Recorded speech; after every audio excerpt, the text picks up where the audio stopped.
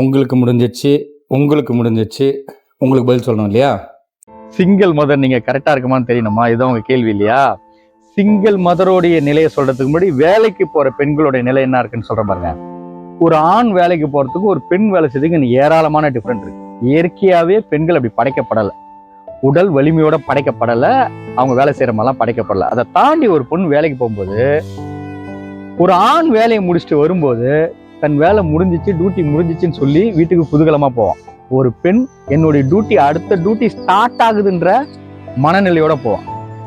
ஓய்வுன்றது மிகப்பெரிய சேலஞ்சிங் வேலைக்கு போகிற அனைத்து பெண்களுக்கும். அதை தாண்டி சிங்கிள் மதராக அவங்களை நான் பார்த்து பல நாள் வியந்தலாம் இருக்கேன். அதுக்கு முதல்ல ஒரு வாழ்த்துக்கள் சாமி. ஒரு குழந்தைய ஒரு ஆண் தனியாக வளர்க்கவே முடியாது. எங்கேயோ ஒன்று அரிதான், எங்கேயோ ஒரு இடத்துல இருக்கும். அதை நம்ம உதாரணமாக சுட்டி காட்ட முடியாது. பெருவாரியான இடத்துல ஆண்கள் ஒரு குழந்தைய வளர்க்க முடியாது.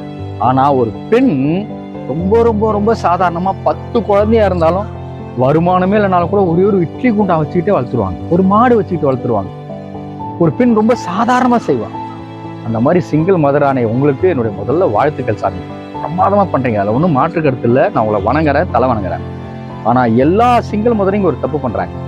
தன் உயிரை கொடுத்து வளர்க்குற அந்த குழந்தைங்க திரும்பவும் அந்த கிரெடிட்டை திரும்ப தாய்ங்களுக்கு கொடுக்குதானே ஒரு மிகப்பெரிய கேள்விக்குறி இருக்கு. அப்ப சிங்கிள் மதரா இருக்க அனைவருக்கும் நான் சொல்ற விஷயம் ஒரு விஷயம்தான். நீங்க என்ன வேணா கஷ்டப்பட்டு குழந்தைய வளங்க, தப்பு கிடையாது.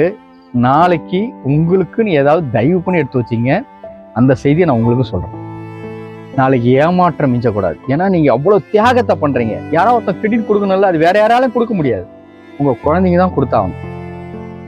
நாளைக்கு ஏமாந்து நிக்காதீங்க, அது உங்களுக்கு ஏமாற்றத்தை கொடுத்துரும். அரசு இதை இம்ப்ளிமெண்டே பண்ணலாம். சிங்கிள் மதருக்குன்னு தனியா ஒரு வாரியமே அமைக்கலாம். இதெல்லாம் யோசிக்கலாம்.